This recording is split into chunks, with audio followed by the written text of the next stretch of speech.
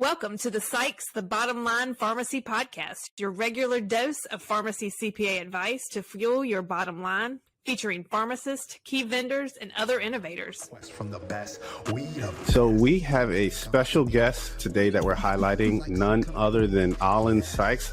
Ollin, we can see that you're real happy to be on the podcast today. So we just told him to have fun with it, and he's like, he said, Ollin, we know you're ready to get your day started for work and help some pharmacies, but we're going to have a good time today, be in a good mood. There you go. Absolutely. Always. So we just wanted to highlight you and learn a little bit about yourself, your history, and everything that's going on. To kind of kick it off, Scotty, you said you wanted to talk about the travel trade shows. Ollin, any big highlight from all the travels? Any big highlights? Anything you learned from the trade shows over the last 6-7 weeks you've been on? What are your trade show takeaways this year? You had to pick three. Pharmacists were certainly eager to get back out on the road, not only with themselves, but also with their families. Obviously, the events at Orlando brought the kids to Disney World. The Amerisource event, of course, the DC event with Kesson and Vegas is always Vegas for Cardinal, and these bounce around year by year. But obviously, technology is center stage. Everyone is looking for employees that they can't find, and when they find them, they can't afford to pay them what they're being asked. There's a lot of job hopping going on within the industry. But I would say that center stage is the equipment and technologies out there that can be a fixed cost that does require investment on the front end. Those that are not doing it definitely need to be doing it. Those that are just filling scripts are looking at other income areas of clinical services. But those are the kinds of things I think we saw at the trade shows this summer that I can remember. Yep, that's a good takeaway. I think we had that same takeaway as well, but especially technology, when you think pharmacists are being asked to do more, staff are being asked to do more beyond filling scripts, technology has to fill that role to free up that time. Well, let's move on here. Dad, tell us a little background about how you got started in accounting and pharmacy in particular. Everybody, that's an interesting question you hear sometimes, or we hear as well. How did we get started in pharmacy? Long story short, when I graduated from Mars Hill University many moons ago, I went to Virginia Tech to get into the master's program of accounting. I go to the master's program, and what I learned is everybody that was there was A, going to be an auditor, B, going to go to DC, because that's where most of the students went when they graduated, was through the DC area. And I knew kind of at that time that A, I didn't want to be an auditor, and B, I didn't want to go to DC. So I stayed in that program about 6 months. I lived in a place in Virginia Tech in Blacksburg called the University Club, which was kind of an old huge B&B where a lot of graduate students lived. Enjoyed that, but I just said, nah, this ain't for me. So I quit. Came back to my hometown of Raleigh, where I grew up. Picked up the Raleigh News and Observer one morning and saw an ad in the paper for an accountant at a firm in Glenwood Village in Raleigh. Made a call, went down there the following Monday morning, and the gentleman, Doug Holland, hired me on the spot and said, okay, start like 2 or 3 days from that point, and we're going to take you to Edenton, where we have some audit work going on with Chowan County. So I said, okay. So I came to the fair town of Edenton, which is where we are today. and worked on that audit during the summer. And we don't do audits. And we've not done audits in 35 plus years. But that's how I got started here. And they had just moved a gentleman down here by the name of J.P. Timberlake, who unfortunately is no longer with us today. And after that summer of commuting between Edenton and Raleigh, which at that time was about a 3-hour drive on weekends, they said, well, why don't you just move down here? And I had an MG Midget at that time that I bought when I was in school. And that little MG Midget and I did a fair amount of traveling. And when I moved to Edenton, then one of the very first accounting jobs that Mr. Timberlake put me on was doing bank reconciliations for the pharmacy across the street, Michener's Pharmacy, which is no longer with us today. They actually sold out CBS years ago. But there was a gentleman there by the name of John Michener who had a manual accounting system, which is to say he wrote checks 3 to a page.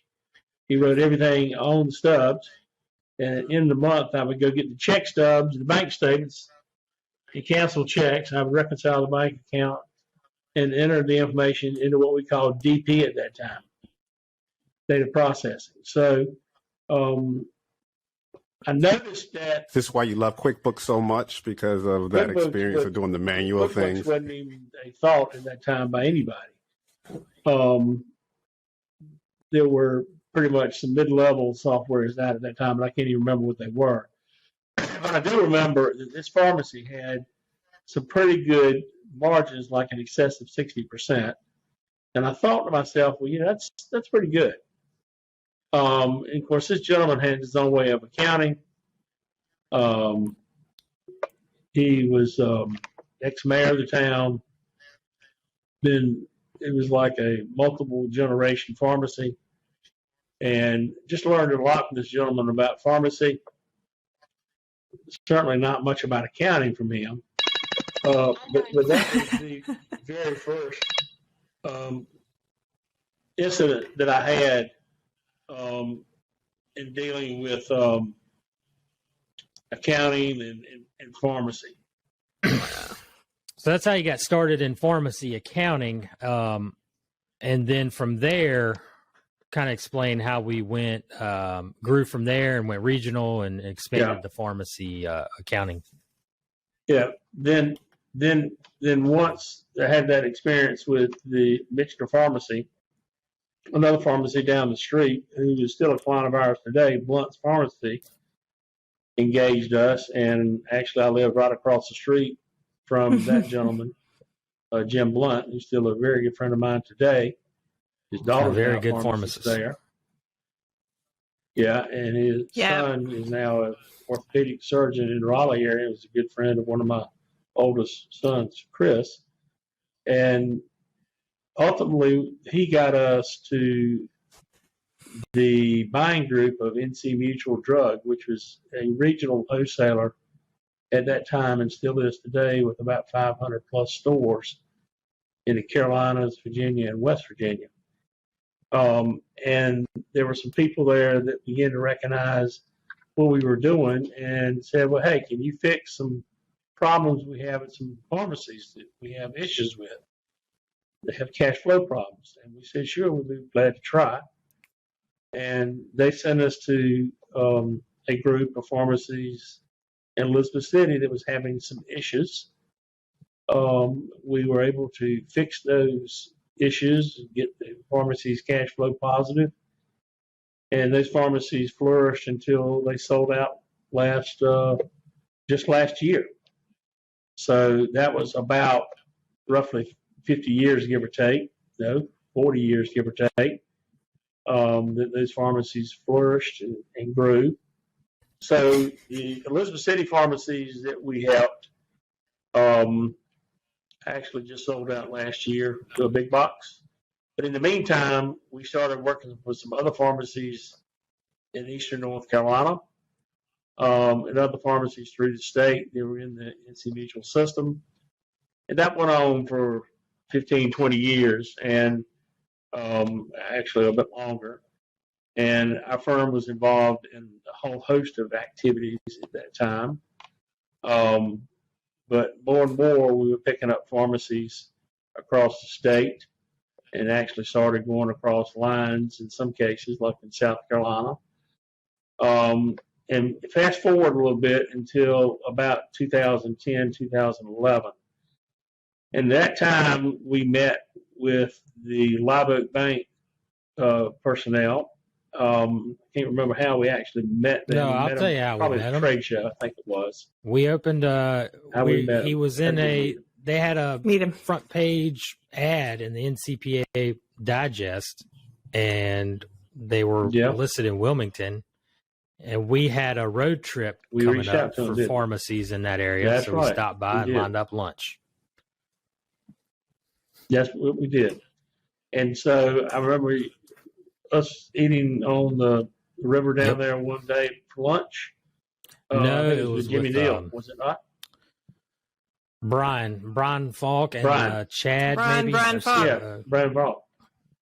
I think maybe it was. So ultimately, we got involved through their help and with NCPA with the ownership workshop program that NCPA sponsors 3 times a year typically. Sometimes they've done it 4 times a year, all over the country. And we started speaking there in 2011. I remember it was August of 2011 in Minneapolis. And we further met them and other vendors in the industry and other specialists in the industry that were working. And we began to take on more pharmacies.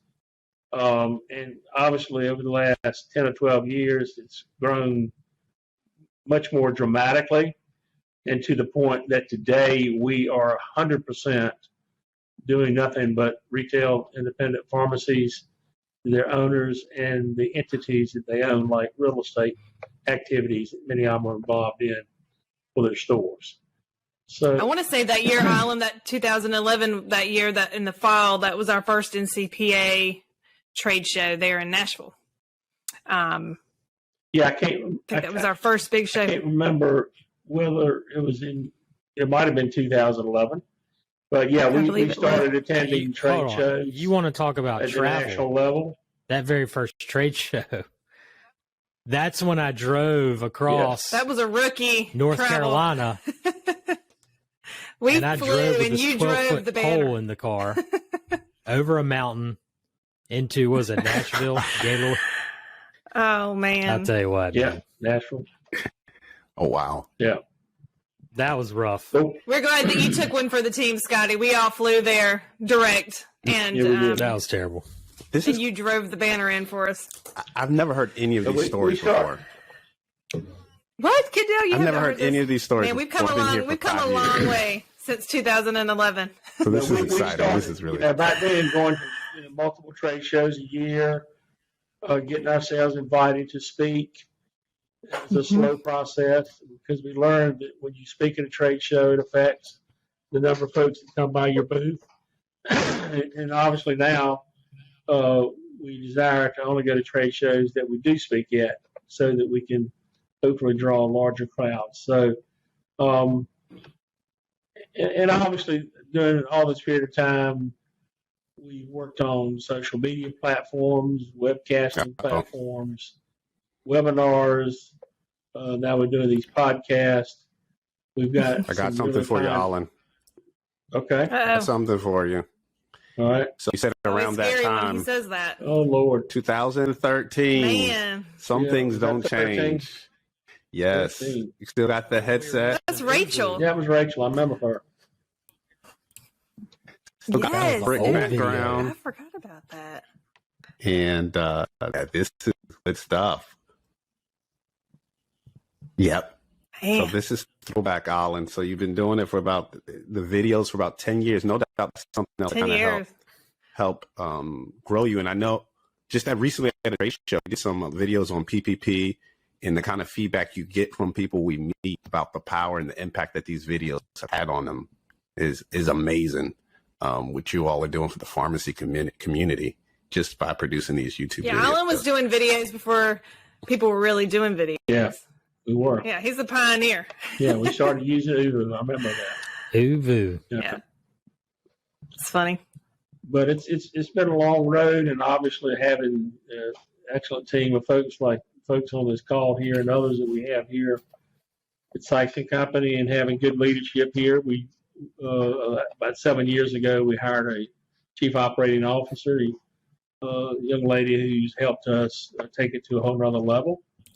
Her name is Sue Osborne. She's with us today, and she is able to help take care of the business affairs of the firm and coordinate some of the marketing activities from the outside with Ingenuity Marketing Group, a group we use out of Minneapolis. But we've had some really good folks working with us that make what we do possible. That is absolutely correct. And yeah, people here are amazing. I guess we're getting kind of towards our hour here, guys. We usually wrap this up with the bottom line. What is the bottom line takeaway? And so we'll start with you, Dad. What's your bottom line for you today? The bottom line takeaway is the industry is changing pretty dramatically. It's gone away from field and script industry to clinical services with using a lot of technology. The opportunities in pharmacy, I think, are as good, if not better, than ever before, even though the reimbursement and the DRP situation is really tending to offset some of the positives that are taking place in the industry.